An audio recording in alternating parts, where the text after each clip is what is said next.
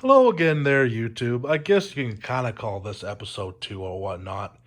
But, you know, I realized in the last episode that didn't really discuss a whole lot of why I was doing this to the motor and, what we need to take out and, yada, yada, yada, yada. So again, this is a 1992 4.3 Jimmy S15.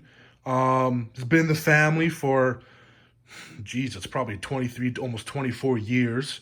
I was raised in it. Went on all my vacations with it, and when I was looking to buy my first car in high school, um, my dad had this parked out back and wasn't running at the time. Bunch of might chewed up the wires, needed some work. It was really bad and yada yada, and bought off him for $500, and I've had it ever since I out of high school, which was about 4 or 5 years ago, I guess now.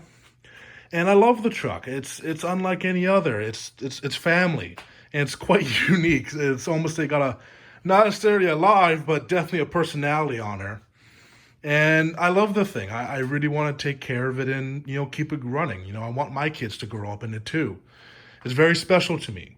So, anyways, a little bit of history about the truck. It's been in a few major accidents. The whole left side of it was completely crushed.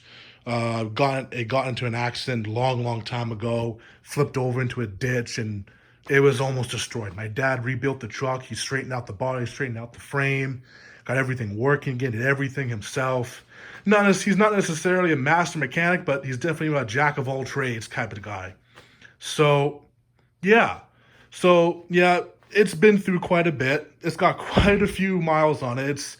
The odometer broke a while ago, and we didn't really realize until a few years ago. So we're guessing it's got around 400,000 kilometers, give or take, on it. Can't really tell, but more or less around there, the way it's running at least.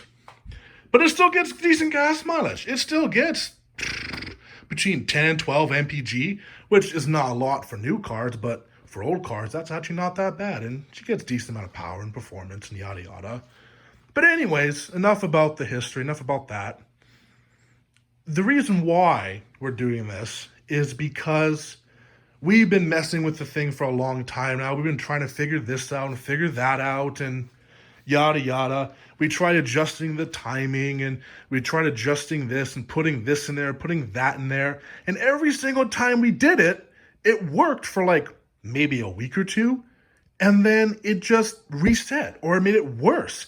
And for the life of us, we couldn't figure out why the hell it was doing that. It made no sense. So eventually we figured out that it's the dang computer. Every single time we do something, that OBD1 computer, it's slow. It takes like a week or two to realize what's wrong, and then just slowly undoes it. It messes with the distributor and the fuel management system, the TBI, and it's just, quite frankly, it's horse crap.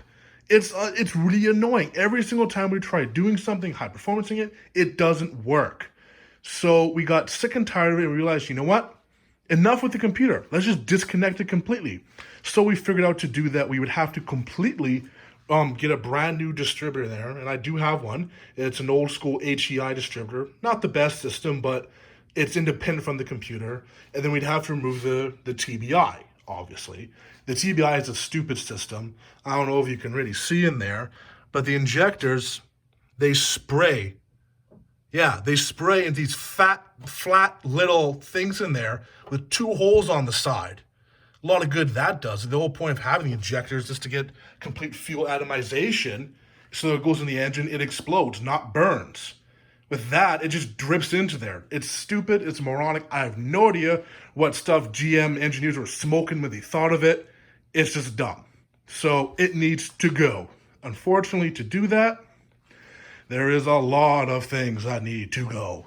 Pretty much the whole top end of the motor, it's gotta go. Some guys build an adapter plate to fit onto the TBI manifold because, as GM guys know, TBIs, they only have 3 bolts, not 4, like a carb. So the manifold, it's only got 3 bolts on it. And they do not make adapter plates. Some guys make adapter plate. I just realized how stupid and just bad design the manifold was. So you know what? That's gonna go too. So anyways, don't mean to make the video that long, but long story short, the computer was interfering. We couldn't do anything to it. Every single time we tried to high performance it, get better gas mileage, it just wouldn't do it. So I don't know if anyone else out there has this problem. I don't know if anyone else wants to do this and doesn't exactly know how to go about it. But yeah, I just thought I'd give a little video explaining why we're doing this. So yeah, catch you guys next time and have a good day.